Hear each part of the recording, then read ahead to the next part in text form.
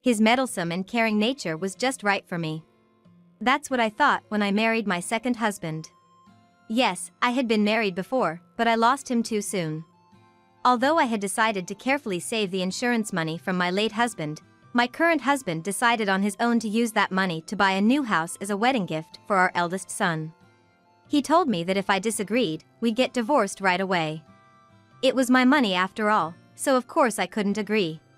Yet, I had no choice but to listen to him. The ray of hope in my life came from an unexpected man.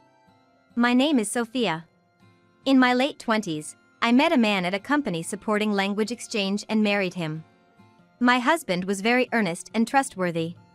I thought he was a wonderful husband I could rely on. He was 2 years older than me, and he had accomplished quite a bit at work. By his early 30s, he had already become a manager, and there were even whispers about him becoming a director. So, I believe he was earning quite well even back then. I supported my hard-working husband, never cutting corners with my household chores. We both wanted kids, and we planned to start trying when his job became a bit less hectic. However, just as his busiest period at work was coming to an end, an unbelievable tragedy struck. I got news that my beloved husband had collapsed suddenly in his office. I had felt for a while that he was getting tired, but he himself always said, "It's busy right now, but things are gonna settle down soon. Just gotta hang in there." He insisted it was just fatigue. But maybe that was just to put me at ease. In reality, he had a health issue. He was immediately taken to the hospital, and I rushed there, but he passed away soon after. Even though we were in different departments, we always talked and were close at home. I couldn't believe that he was gone just 5 years after we started dating. I regretted not noticing his health issues and felt powerless. I was devastated and so shocked that I had to take some time off work. After a few months, I managed to return to work, but I felt like I was just going through the motions. Perhaps my spirits were just constantly down. I became quite sloppy with my household chores. I'd leave things scattered around, even valuable items that should have been locked in a safe were left out in the open. Laundry was left untouched, and I only cleaned if things got really dirty. Perhaps it was a reaction to everything that had happened. The insurance money from my husband was $1 million. He earned a lot, and that money was transferred to me. But honestly, I didn't need that money at all. All I could think about was wanting him to come back to life. I've been able to keep working just to stay alive, but I felt that if I stayed this way, I'd never meet anyone again. But then, a man who brought light into my life appeared. It was someone from another company I occasionally met through work. That man, named Robert, was always genuinely concerned about me.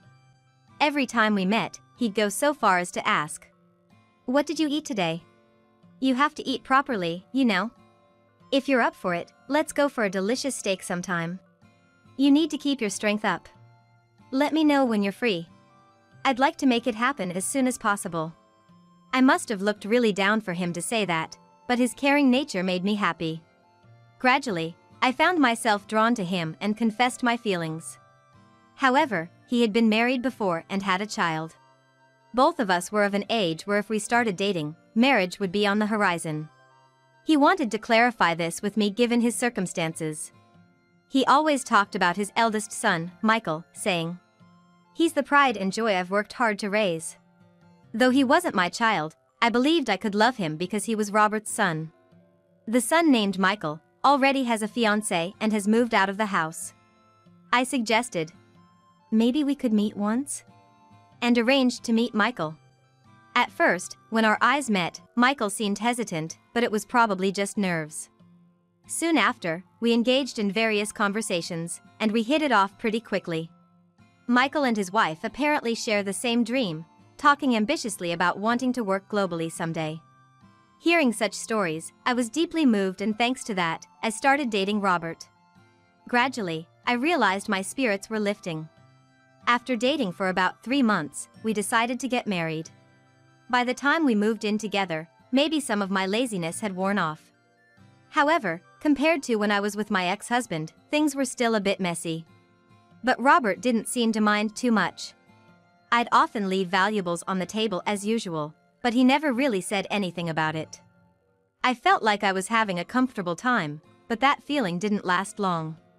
On the contrary, due to my lingering carelessness, I ended up facing some serious troubles. Even after getting married, Robert's overly meddlesome nature continued. However, at some point, this trait began to feel burdensome to me.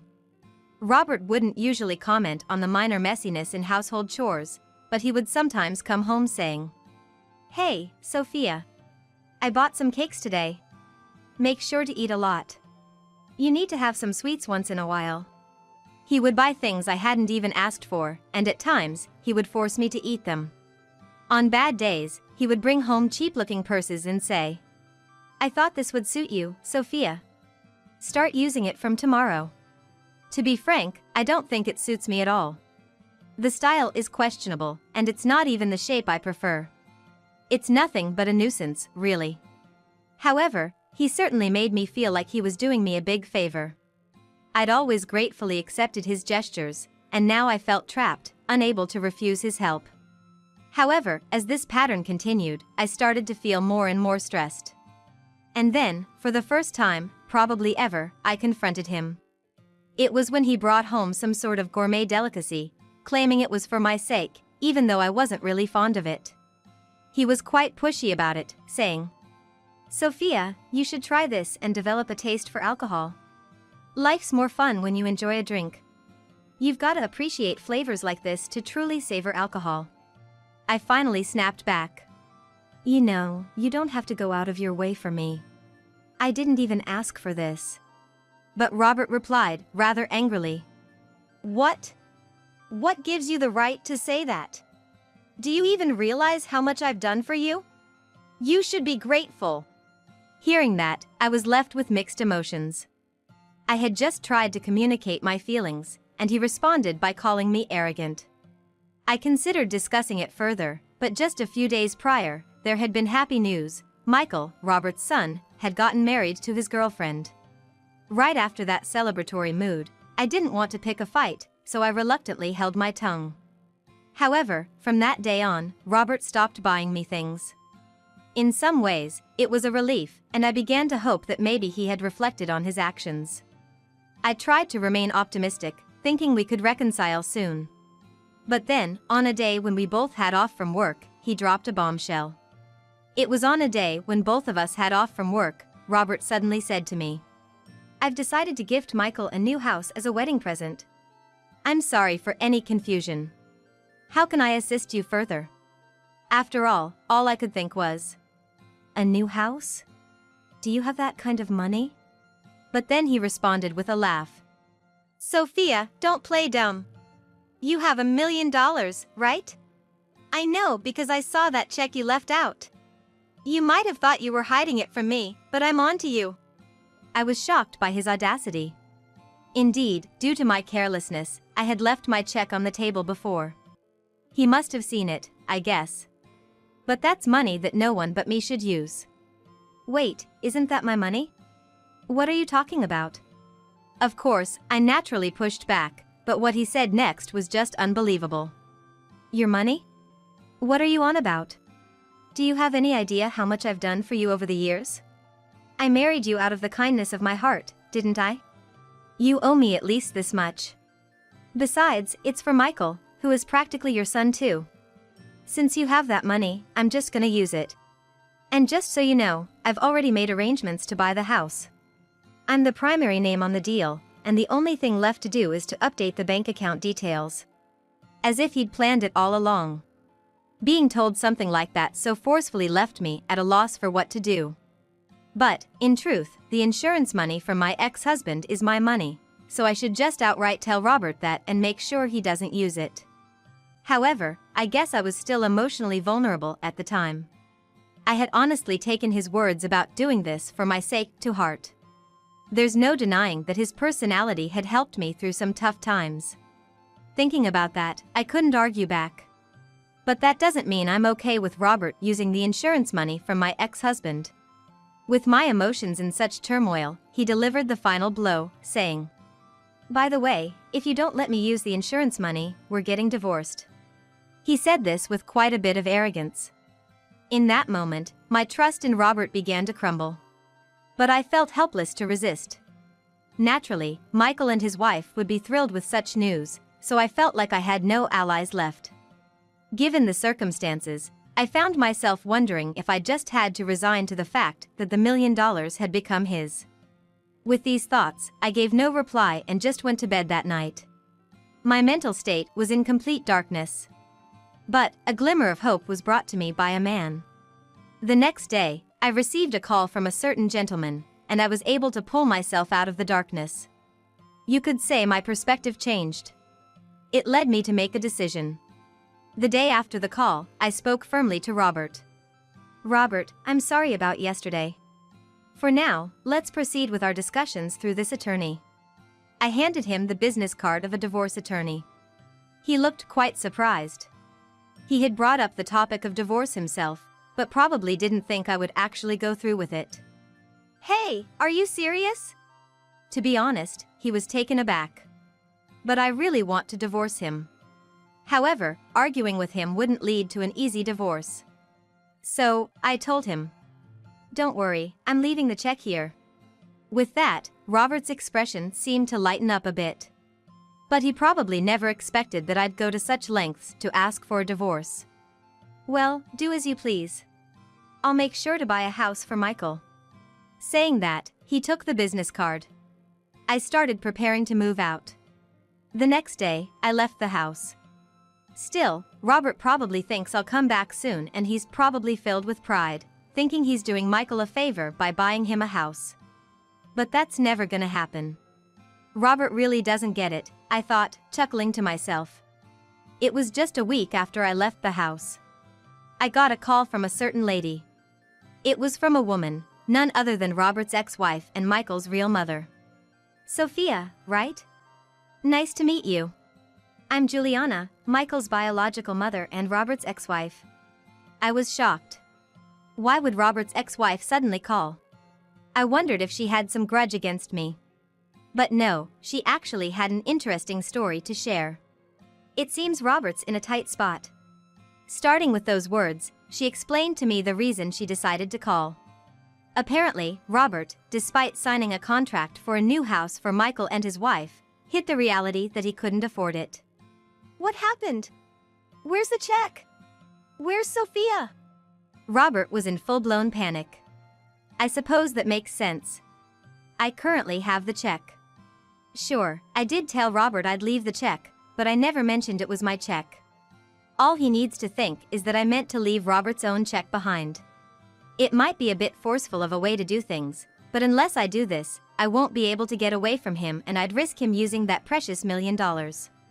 Moreover, Michael himself never really wanted a brand new house to begin with.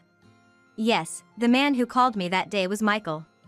He told me, "My dad just started talking about buying a house without even asking me. It's always been this way. He'd do stuff for me without me asking, then demand gratitude, and then expect something in return. Sophia, or should I say Mom, haven't you experienced the same?" That's what he truly felt. According to him, the main reason Robert got custody was simply because his wife at the time didn't have the financial capability. Robert had told her to focus on housework since he would work and provide for them. But maybe it was too overbearing and uncomfortable for her. I feel the same. And that's why she decided to divorce. Michael had no choice but to go with Robert, but he always looked at his father with those feelings. However, after getting a job and getting married, Michael always told Robert about his plans to work and live overseas with his wife. Despite them expressing this, Robert seemed to have stopped them by offering to buy them a new house. Michael and his wife were just fed up, and that's what he confessed to me. Hearing that, I recalled something. The first time Michael met me, he had a hesitant expression. It wasn't just nerves at the time, he was probably concerned for me. Anyway, with that said, I too had my reasons for wanting to move overseas. Mainly for work, as I had interacted with various foreigners and had grown an interest. But more than that, I just wanted to be far from Robert. I understand he might not be pleased about the check situation. Honestly, I've done nothing wrong, but if I were still in the US, he might come after me. So, the best option seemed to be to go abroad where he absolutely couldn't reach or contact me. The idea occurred to me after Michael gave me a call. And so, now Michael, his wife, and I are in France. When I explained my situation to my employer, they were understanding and allowed me a temporary leave. Given this context, Robert couldn't reach out to Michael or me and had no choice but to call his ex-wife. Michael had told his real mother everything and had even shared my contact details, just in case. But thanks to that, I heard Robert got himself into some hot water. Now, he had no choice but to back out of the new house deal, facing a penalty of close to $100,000. Of course, he doesn't have that kind of money, which led him into instant debt. Perhaps this ordeal made him realize a bit about his nasty personality. In the blink of an eye, he lost his wife and son, and even his money. Moreover, he tried consulting with his colleagues, but given his annoying nature at work, they only made light of his situation, saying things like, "Well, that's some tough medicine, huh?" Nobody seemed willing to help him out. His self-centeredness had led him to this, not understanding others' feelings. Now, it seems he's working multiple part-time jobs from dawn till dusk, trying to repay his debt. As for me, I can speak French due to my job, and I'm thoroughly enjoying my life in France.